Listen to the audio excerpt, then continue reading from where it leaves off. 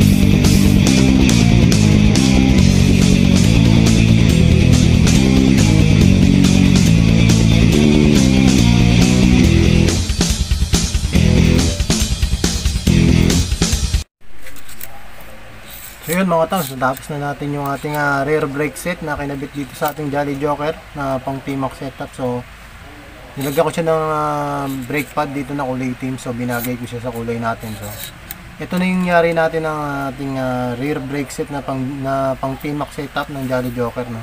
So ang gagawin ko naman pangatlong setup na gagawin ko naman, papalitan ko tong gulong na to. So ibabagay ko lang siya, ipapalitan ko siya ng black na gulong din na carbon. Ito siya, ipapalit ko sa kanya, so para bumagay sa, ito ay medium size. So tingin ko babagay naman siya dito kasi kulay itim siya at super hard tires yung gagamitin natin. So papalitan natin tong small diameter na gulong niya, so para bumagay sa Jolly Joker natin na kulay itim. So yun yung part 3 natin mga tans, abangan nyo at susunod na yan. So